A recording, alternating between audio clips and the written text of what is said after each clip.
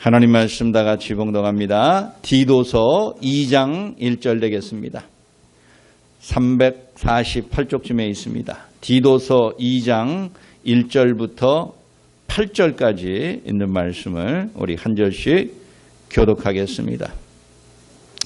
오직 너는 바른 교훈에 합당한 것을 말하여 늙은 남자로는 절제하며 경건하며 신중하며 믿음과 사랑과 인내함에 온전하게 하고 늙은 여자로는 이와 같이 행실이 거룩하며 모함하지 말며 많은 술의 종이 되지 아니하며 선한 것을 가르치는 자들이 되고 그들로 젊은 여자들을 교훈하되 그 남편과 자녀를 사랑하며 신중하며 순전하며 집안일을 하며 선하며 자기 남편에게 복종하게 하라. 이는 하나님의 말씀이 비방을 받지 않게 하려 함이라. 너는 이와 같이 젊은 남자들을 신중하도록 권면하되 범사에 내 자신이 선한 일에 본을 보이며 교훈에 부패하지 아니함과 단정함과 책망할 것이 없는 바른 말을 하게 하라. 이는 대적하는 자로 하여금 부끄러워 우리를 악하다 할 것이 없게 하려 함이라. 아멘. 한 나라의 본질적인 수준을 국격이라 이렇게 부른다면은 한 사람의 근원적인 본성을 인격이라 이렇게 말할 수 있습니다. 누구나 다 인격 있는 인격이 높은 그런 사람이 되기를 원합니다.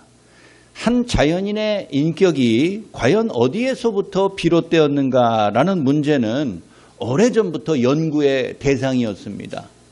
어떤 사람은 매우 인격이 고매한 사람이 있는 반면에 어떤 사람은 인격이 수준 이하인 경우들도 없잖아 있지 않습니까? 도대체 그 차이가 어디서 오는 것일까? 사람들이 궁금해하고 연구하기도 하였습니다. 어떤 사람들은 사람의 인격이라는 것이 성격이라는 것이 태생적인 것이다 이렇게 말합니다. 날 때부터 그렇게 그 사람은 태어나고 주어졌기 때문에 그건 시간이 지난다고 그래가지고 바뀌거나 변하지 않는 것이다 이렇게 주장하는 사람들도 있습니다.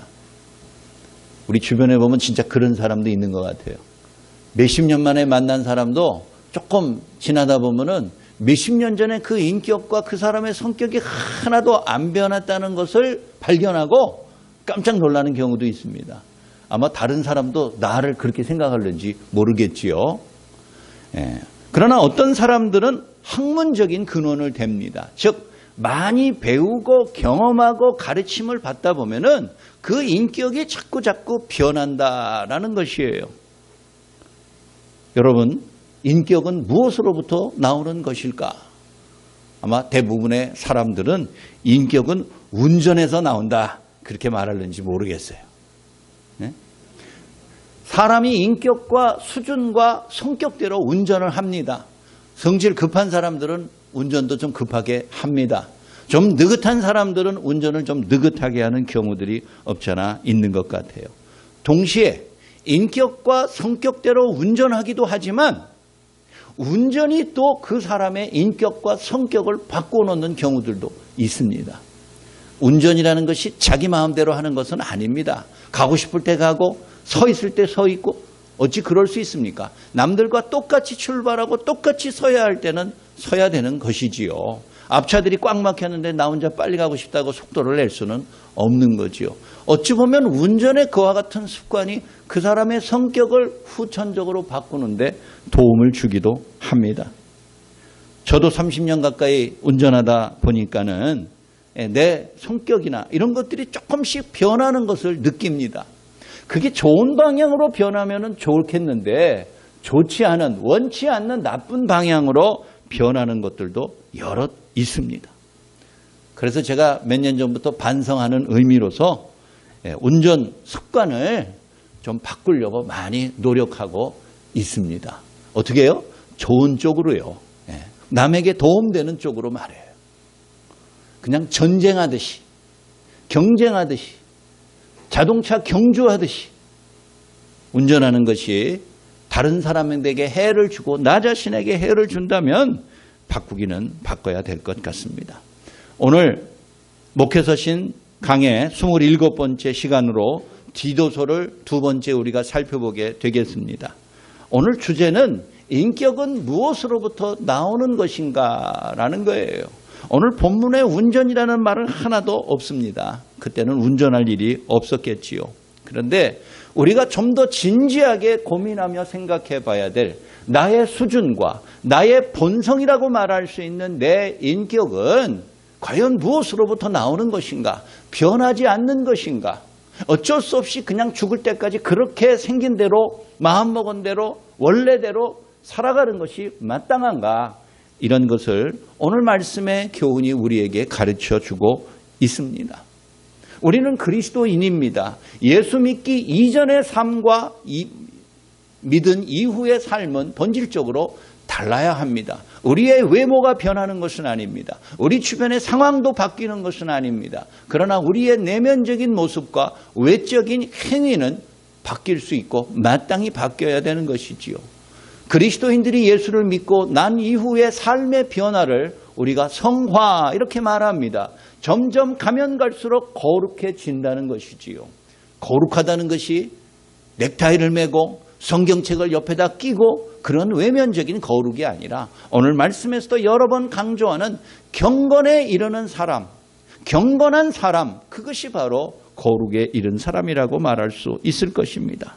오늘 사도 바울은 기독교 초기의 그리스도인들에게 어떠한 신앙의 인격을 바랬는지 오늘 여기에서 강조하고 있어요. 결론부터 말하면 우리의 모든 그리스도인들의 인격은 예수를 닮아가는 신앙으로부터 비롯된다고 할 수 있습니다.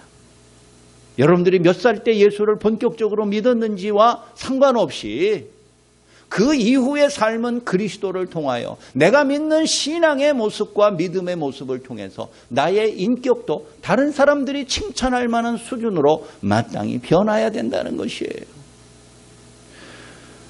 바울 당시의 그리스 로마 사회에서는 사람을 노인과 청년 이렇게 둘로 나눴습니다. 이제 애들은 또 별도로 하더라도 성인 남자들, 성인 여자들 중에서 나이 많은 늙은 사람들과 나이 젊은 사람들 이렇게 둘로 구분했습니다.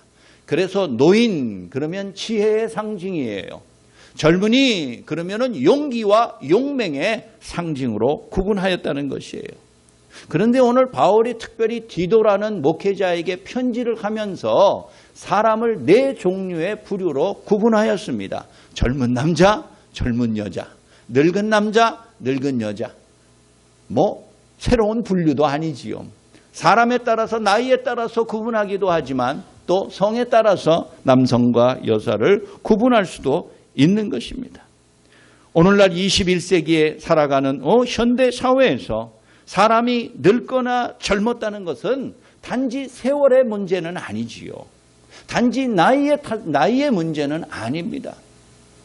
어떤 사람은 나이가 60대임에도 불구하고 생각하는 것이나 말하는 것이나 행동하는 것이 30대처럼 살아가는 사람도 있습니다. 또 어떤 20대 젊은이는 그 생각하는 것이 50대와 비슷한 경우들도 있다는 것을 우리가 많이 알고 있습니다. 오늘 2절 말씀을 보니까 늙은 남자에게 디도인 너는 이렇게 가르치고 훈계하여 그를 이렇게 변화시켜라 라고 말해요. 늙은 남자다라는 것이에요. 도대체 몇 살부터가 늙은 남자일까요? 이 당시에 말하였던 바울의 말하는 늙은 남자는 40세 이상입니다. 여기 보면 태반이 40세 이상이라 다 늙은 남자에 해당되겠죠. 그때는 사람의 평균 수명이 50 비슷하게밖에 안 됐어요. 우리나라도 그랬죠. 환갑잔치하기 쉽지 않았습니다. 이 수많은 성인병을 어떻게 극복하고 나이 60에 이를 수 있었단 말입니까? 과거에는 매우 힘들고 희귀하였을 것입니다. 따라서 오늘 여기에서 바울이 늙은 남자다, 늙은 여자다, 젊은 사람이다 이렇게 구분하는 나이를 굳이 얘기하자면 40세 이상과 이하로 구분될 수 있을 것입니다. 이것을 그냥 그대로 오늘날 2000년대에 들어선 이때에 우리가 그대로 적용하기는 어렵지만 아무리 현대사회를 생각해도 한 나이는 50 정도 생각하면 좋을 것 같습니다. 50세 이상을 장년 남성이라 그러면 50 이하에 있는 사람은 청년 남성이요 여성이라고 구분할 수 있습니다. 오늘날 특별한 교회가 아니라면 대부분의 교회는 남성도 중에서 50대 이상이 다수입니다. 따라서 장로를 비롯한 안수 집사와 교회의 리더를 향한 바울의 교훈이 늙은 남자들을 이렇게 변화되도록 디도인 목회자 네가 가르치고 힘쓰고 수고하라, 이런 말이에요. 단지 예수 믿는 그 자체만 가지고서 얘기하는 것이 아니라 예수를 믿은 이후에 그의 본질적인 삶과 인격의 변화에 대하여서 어느 것에 주안점을 두고 노력하고 스스로 힘써야 될 것인지를 가르쳐주는 거예요. 오늘 2절 말씀을 보니까 늙은 남자들, 즉 장년 남성들은 무엇보다도 절제와 경건과 신중해야 된다는 것을 교훈하고 있습니다. 절제와 경건과 신중이라. 세 단어가 사실은 거의 비슷한 뜻인 것 같아요. 무엇보다도 자기 자신의 감정을 노골적으로 드러내는 것을 참을 줄 알아야 된다는 거예요. 나이 50쯤 되면은요, 내가 내 감정에 너무 지나치게 충실하면은 무엇보다도 내가 손해라는 것을 다 체험적으로 압니다. 작은 불편함과 손해에 대하여 벌컥 화를 내고 행동으로 무엇인가를 보여주었을 때 그 결과가 다 나한테로 돌아오고 쏜 화살이 전부 나한테로 돌아온다는 것을 체험적으로 다 알아요. 기쁘거나 슬프거나 혹은 만족하거나 불만스럽거나 모두가 다 각자의 감정과 상태를 그대로 다 표현하며 살아간다면 이 세상은 아수라장이 되고 말 것입니다. 절제하며 신중하며 그리고 경건한 모든 모습들은 특별히 장년 남성들이 귀담아 들어야 될 신앙의 변화된 모습이에요. 그것을 통해서 내가 하나님이 기뻐하실 만한 인격으로 변화된다는 거예요. 어떤 분들은 자기 성격이 솔직하다는 것을 자랑하는 분들이 있습니다. 솔직하지 않은 사람보다 솔직한 사람이 훨씬 낫습니다. 그렇죠. 솔직하지 않은 사람들은 되게 속이 음흉해요. 속마음을 도대체 알 수가 없어요. 젊은 사람들 말 맞다나 내숭을 떠는 것 같기도 하고 불편해요. 그런데 말이죠, 솔직하다는 것이 항상 좋은 것은 아닙니다. 나는 성격이 말이야 솔직하고 숨기지 않기 때문에 그래서 거침없이 다 말해버려요. 있는 소리 없는 소리 다 말해버려요. 하지 않는 것이 차라리 좋을 소리도 다 말해버려요. 고린도전서 10장 23절에서 바울이 교훈하기를 그 문제 많은 고린도 교회에게 편지하면서 이렇게 말합니다. 모든 것이 가하나 모든 것이 유익한 것은 아니다. 모든 것이 가하다는 것은 가능하다는 거예요. 내가 이렇게 말해도 되고 내가 저렇게 행동해도 되고 그건 그 사람 자유예요. 가능한 거예요. 할 수 있는 거예요. 그렇지만 모든 것이 가능하다고 그래가지고 내가 가능한 것을 그대로 행하였을 때 결국은 유익한 것이 하나도 없어요. 상대방도 유익한 게 없죠. 말해버린 행동해버린 나도 유익하지 않다면 그거 왜 합니까? 아무에게도 도움되지 않고 손해와 고통을 줄 만한 말과 행동이라면 절제해야 되는 거예요. 말하기 전에 한 번 더 신중하게 생각해야 되는 거예요. 바울은 계속해서 말합니다. 모든 것이 가하나 모든 것이 덕을 세우는 것은 아니다. 솔직한 성격이라고 있는 소리 없는 소리 자기가 느끼는 말을 다 까발리고 그냥 면전에서 다 쏟아내는 거 유익하지도 않고 덕도 되지 않습니다. 그 사람의 인격의 수준을 떨어뜨리는 것밖에 되지 않는 거예요. 젊은 남성 신자들도 역시 오늘 7, 8절에 있는 것처럼 매사에 신중하라는 거예요. 젊은 사람들도 버럭 화를 냅니다. 운전하다가 벌컥 화를 내면서 앞차를 그냥 앞질러가지고 강제로 세워가지고 끌어내가지고 있는 소리 없는 소리 다 하고. 얼마 전에 제주도에서 그런 일이 있었나 보죠. 상대방의 어린애가 보는 앞에서 상대방을 때리고 그 아버지를 그냥 묵사발 만들어낸 사람이 결국은 구속됐더라고요. 그 사람은 얼마나 후회하겠어요. 자기는 솔직하다고, 자기는 분을 참지 않고 잘못된 일들은 가만두지 않는다고 말은 근사하게 자기를 포장할 수 있지만 그 사람은 신중하지 못한 거예요. 절제하거나 경건하지도 못한 사람이었을 것이에요. 결국은 그것이 얼마나 큰 고통과 손실로서 자기에게 돌아옵니까? 요즘 중장년 남성들이 가장 좋아하는 커피가 카페 라떼라고 그러잖아요. 예? 아직도 어안이 벙벙하십니까? 왜 카페라테를 좋아할까? 나는 에스프레소를 먹는데, 나는 아포가토를 수준 있게 먹는데, 그렇게 생각하시는지 모르겠어요. 카페라테를 좋아한다는 거예요. 왜 좋아하냐? 라떼라는 것 때문에 좋아한다는 거야. 라떼는 말이야 이래서 이랬다는 거야. 라떼는 말이야 이렇게 행동했는데 저 사람은 마음에 안 들어. 젊은 사람들에게 가르치고 훈계하려는 속된 말로 꼰대짓을 좋아하기 때문에 라떼라는 것을 좋아한다는 거예요. 반대로 젊은이들은 라떼를 극도로 싫어한대요. 왜? 자기 아버지 뻘 되는 사람들이 맨날 자기 젊은 사람들의 라떼는 말이야 이랬는데 라떼는 라떼 그놈의 라떼. 그래서 젊은 사람들은 우유를 싫어한대요. 라떼가 우유라는 뜻이거든요. 커피도 커피 라떼인가 카페 라떼인가 시키면 허연 우유가 메뉴에 쫙 깔리잖아요. 까만 커피 위에다가 우유를 붓는 게 그게 라떼 스타일이라는 거예요. 젊은 사람들과 나이 든 사람들 간의 그 근본적인 세대 차이와 생각의 차이는 어찌할 수 없습니다. 그러나 내가 저 사람보다 나이 한 살이라도 더 먹었다는 이유 하나만으로서 신중하지 못한 모습을, 절제하지 못하는 모습을, 더 경건한다는 모습을 보이지 못한다면 그 사람은 존경받을 생각하지 말아야 되는 것입니다. 저도 학교 다닐 때 선생님들을 꼰대라고 그랬습니다. 우리 애들은 다 그랬어요. 선생들을 다 꼰대라고 그랬어요. 그래서 다른 친구가 뭐가 잘못됐고 너는 그게 틀렸어. 이게 맞아. 그러면 우리 친구들이 이게 또 꼰대짓 안 해. 그랬어요. 꼰대짓 안 해. 선생님들의 가장 큰 목적이 무엇입니까? 가르치는 거예요. 학생들에게 무엇인가를 가르치는 거예요. 그런데 나이 좀 먹었다가 맨날 젊은 사람들에게 가르치려고만 드니까 라떼는 말이야 이랬는데 요즘 애들은 뭐 싸가지가 있느니 없느니 뭐 하느니. 신중하지 못한 태도, 절제하지 못하는 태도. 그것은 우리 그리스도인들로 변화된 모습으로 가는 것을 막고 회방하는 것이에요. 절제는 갈라디아서 5장에서도 나오는 것처럼 성령의 9가지 열매 가운데 하나입니다. 그만큼 중요한 거예요. 내가 하고 싶다고 해서 다 할 수 있는 것이 아닙니다. 내가 말하고 싶다고 해서 다 까발릴 수 있는 것이 아닙니다. 참는 것이에요. 인내하는 것이에요. 신중하게 한 번 더 생각하는 것입니다. 특히 남을 비판하거나 다른 사람을 의심하고자 할 때는 정말 신중해야 합니다.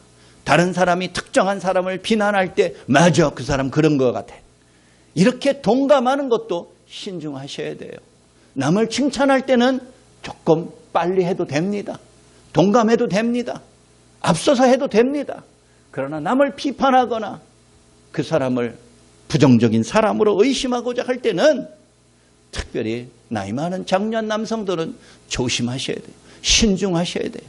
한 번 내뱉은 말을 거둬들일 수 없는 것입니다. 이런 성화된 모습이라는 것은 시간이 흐른다고 저절로 완성되는 것이 아닙니다. 책을 많이 보고 연구한다고 해서 그렇게 변화된 열매를 얻는 것이 아닙니다. 오늘 2절 말씀으로 다시 돌아가면은요, 믿음과 사랑과 인내함에 온전하게 하라라는 것이에요. 이 말씀이 중요해요. 절제하고 경건하고 신중해야 되는 그 사람의 변화된 모습은 우리 그리스도인들이 그렇게 마땅히 변화돼야 되는 거는 공부한다고 해서 되는 게 아니에요. 나이 60, 70, 80 먹는다고 해서 저절로 그렇게 변하는 것이 아니라 믿음과 사랑과 인내의 수고를 하지 아니하면 안 되는 것이에요. 믿음과 사랑이 누구로부터 오는 것입니까? 하나님으로부터 오는 것이지요. 하나님에 대한 우리의 믿음이 더 깊어지면 깊어질수록 우리는 절제와 경건과 신중한 사람으로 변화되는 거예요. 예수 그리스도가 보여주셨던 먼저 하는 선제적인 사랑의 모습을 우리가 본받고 모방하려고 노력할 때 나도 모르는 사람의 사이에 내가 절제하게 돼요. 신중한 사람으로 변하게 되는 것이에요. 믿음과 사랑은 우리가 막 노력한다고 얻을 수 있는 것이 아닙니다. 그건 하나님이 우리에게 주시는 선물입니다. 신앙의 모습을 통하여서 우리의 인격이 변화되도록 애쓰고 수고하고 노력해야 되는 것이에요. 자기의 고집과 경험을 앞세우지 말고 그리스도의 성품을 닮아가도록 우리가 오늘도 인내하며 고난을 기꺼이 감수하며 책임을 내가 다 떠안는다는 자세와 각오를 가지고 실천할 때 나도 모르는 사이에 내가 예수 그리스도의 복된 인격을 닮아가는 남성신자, 믿음의 심자가 될 줄로 믿는 것입니다. 사랑하는 여러분, 진정한 인간의 품격은 신앙의 한복판에 뛰어 들어와야지 가능한 것입니다. 자꾸 신앙의 언저리에서 왔다 갔다 들어올까 말까 이래가지고서는 신앙의 인격의 변화를 기대할 수 없어요. 힘들더라도 좀 불안한 마음이 있더라도요, 우리의 믿음의 삶의 현장 안으로 뛰어 들어와야 돼요. 특히 남자들은 그래요. 뛰어 들어와서 그 안에서 내게 주시는 참된 믿음과 사랑과 인내의 수고를 통해서 내가 조금씩 변화된 하나님이 기뻐하실 만한 거룩한 인격을 가진, 신앙 인격을 가진 믿음의 사람으로 변화되게 될 줄로 믿습니다. 대한민국 땅에서 사나이로 태어나서 할 일도 많으시겠지만 무엇보다도 신앙의 모습에 더 여러분들 집착하고 더 거기에 집중하여서 하나님 기뻐하실 만한 교회에 쓰임받는 남성 일꾼으로서 신자로서 변화된 존경받는 모습으로 살아가시기를 주의 이름으로 소원합니다. 둘째는 마땅히 여성 신자를 향하여서 위하여서 바울이 오늘 계속해서 교훈하고 있습니다. 교회의 여성 신자를 향한 다양한 교훈을 준 것은 어찌 보면 당연하다고 할 수 있습니다. 예나 지금이나 어느 지역을 막론하고라도 남성보다는 여성 신자들이 다 압도적으로 많았기 때문에 그렇습니다. 한국 교회도 그렇고 우리 새로운 교회만 해도 그렇고 70%가 여성 신자예요. 압도적으로 숫자가 더 많아요. 그만큼 여성 신자들이 교회의 부흥과 신앙 성숙의 견인차 역할을 해왔던 것입니다. 그러나 또 한편으로는 교회에 많은 크고 작은 시험거리를 제공함으로써 교회와 목회자를 힘들게 한 것도 사실이에요. 일을 많이 하다 보면 문제도 더 많아지는 건 어쩔 수 없어요. 접시 안 닦으면 접시 깰 일도 없어요. 그러나 접시 많이 깨진 것은 그만큼 또 일을 많이 했다는 결론이기도 하지요. 바울은 디모데에게 편지하면서 늙은 여자와 젊은 여자를 구분하여 교훈하였습니다. 즉 청년 여성과 또 장년 여성으로 구분을 하였지만 나이를 구분하기에 여기도 애매한 부분이 있습니다. 그냥 편의상 50으로 전후로 말하는 것이 좋을 것입니다. 오늘 3절의 말씀을 보니까 장년 여성들에게 바울이 훈계하고 디도에게 그런 여성으로 살려고 노력하고 교훈하라고 한 것은 오늘 3절 말씀을 보니까 행실이 거룩하고 모함하지 말고 술의 종이 되지 말고 선한 것을 가르치는 신자가 되도록 하라 이렇게 말을 하였어요. 여러분 여기서 눈에 띄는 거 보니까 술을 좋아하는 여자가 되지 말게 하라 라는 거예요. 그레데 교회 지역에서는 아마 그 당시에 여자들이 남자들보다 술을 더 잘 마셨나 봐요. 바울이 일부러 여자들을 향하여서 여자들로 하여금 제발 술의 종이 되지 않도록 좀 가르치고 교훈해라 이렇게 말을 해요. 많은 오늘날 범죄와 실수의 근원 중에 대부분이 술과 연관이 되어 있어요. 술에 지나치게 취해서 인사불성이 되었을 때에 평생 후회할 만한 실수를 저지르는 일들이 얼마나 많이 있습니까? 근데 여기 보니까는 술의 종이 여자들은 되지 말아라 이렇게 말을 합니다. 여성이 술을 즐겼다는 것은 특이한 현실이기는 하지만 그만큼 그 시대의 삶의 고통과 괴로움을 이기려는 일종의 몸부림이었을 거예요. 술 맛이 밥맛보다 좋아가지고 술을 밥 먹듯이 마셨다. 그런 의미는 아니에요. 그만큼 그 시대 그 지역의 여성들이 겪는 그 고난과 삶의 괴로움들이 얼마나 컸을 것인가를 상대적으로 보여주는 거예요. 그렇다고 해서 술의 종이 될 정도로 나아가서는 안 된다는 것이지요. 주목할 것은 오늘 말씀에 특별히 장년 여성들에게 모함하지 말도록 가르치라라는 거예요. 여러분, 좀 여성 신자들의 입장에서는 이런 말씀들이 좀 모욕적으로 들리긴 해요. 아니, 여자라고 그래가지고 남자보다 뭐 더 모함하고 비방하는가? 이렇게 말할 수도 있어요. 어떤 분들은 한 걸음 더 나아가서 여자란 동물은 원래 남자들보다 더 그렇게 모함하고 비방하고 그러는 거예요. 이렇게까지 말하는 분들이 있어요. 저는 동의하지는 않지만 모함하지 말라. 바울이 특별히 그렇게 교회 안에 신자들에게, 여성 장년 신자들에게 말을 한 이유가 있습니다. 없는 사실을 지어내지 말고 있는 작은 사실을 이렇게 크게 과장하고 포장해가지고 다른 사람에게 부정적으로 비방하지 말아야 한다는 것이에요. 제가 젊었을 때요, 부목사 때 어느 교회에서 사역을 하는데 그 교회는 우리 교회보다 훨씬 더 큰, 한 10배 정도는 컸을 거예요. 그 큰 교회고 오래된 전통적인 교회였어요. 그 교회도 우리 교회처럼 이렇게 주방을 관리하는데 나이 많은 장년 그 여성들이, 그 권사님들이나 이런 집사님들이 돌아가면서 1년씩 주방의 그 책임자가 됐어요.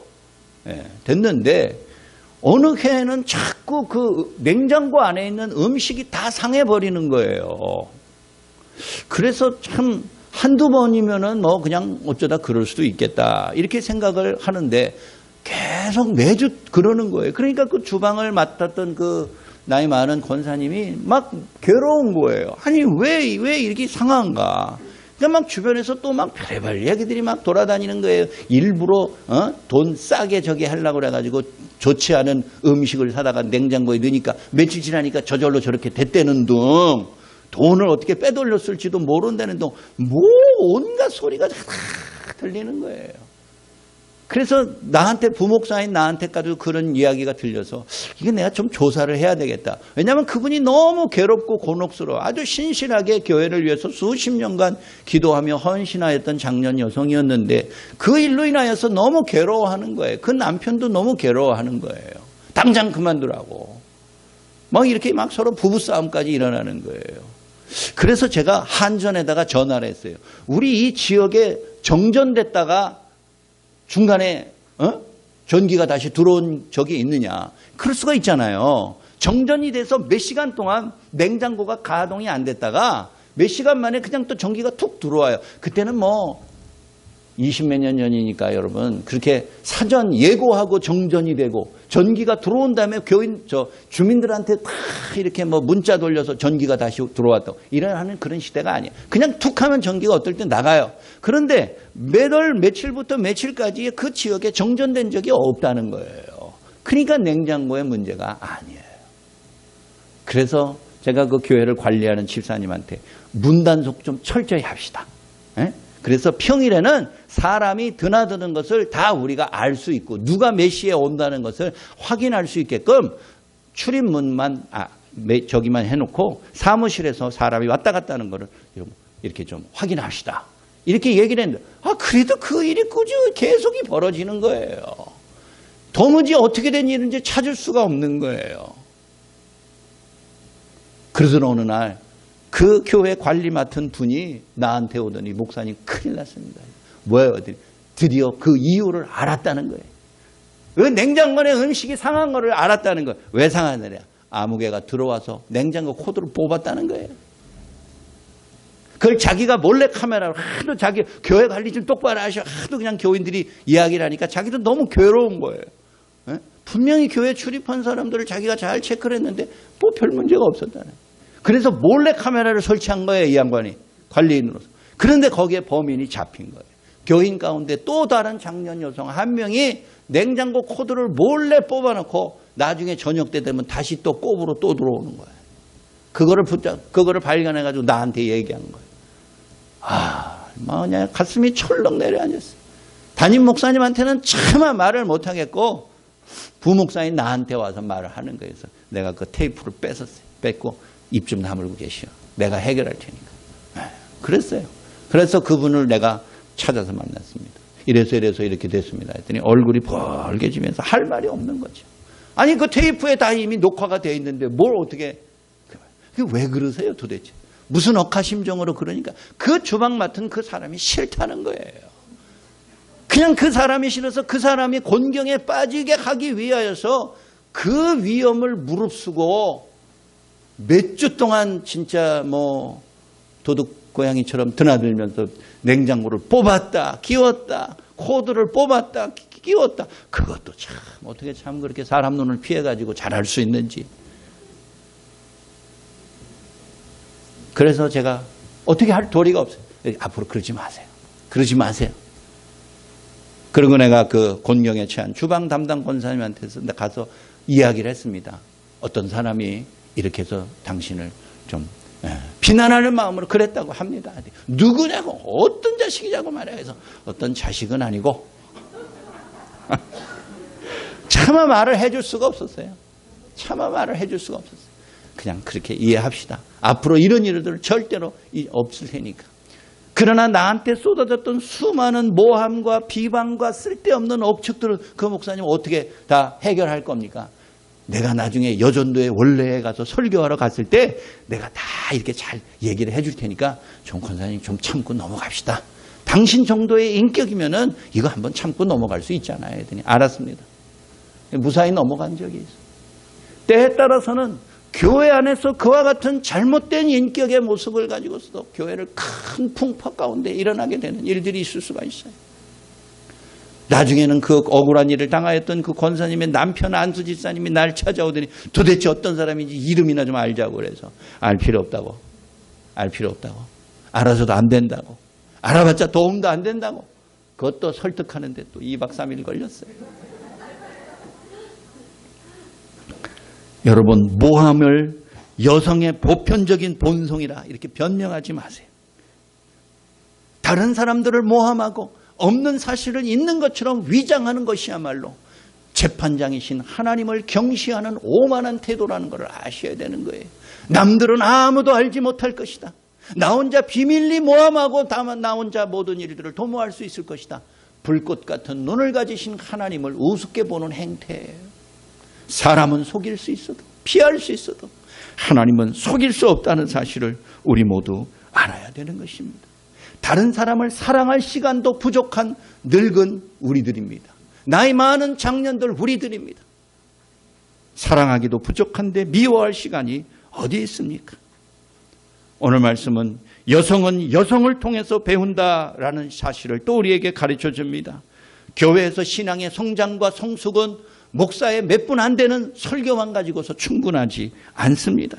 오늘 말씀 보니까 특별히 젊은 여성들은 나이 많은 장년 여성들의 신자의 모습들을 배워야 된다는 것을 오늘 말씀 4절에서 가르치고 있습니다. 젊은 여성들에게 가서 물어보셔요, 여러분. 당신은 나를 신앙적으로 존경하는가? 그렇게 말하기 어려우면 익명으로 설문조사라도 해보세요. 나이 많은 분들은 다 뒷목 잡고 쓰러질지 몰라요. 아무도 나를 존경해 주는 사람이 없을지 몰라요. 이 모든 일들을 우리 모두가 위기로 여겨야 되는 것이에요.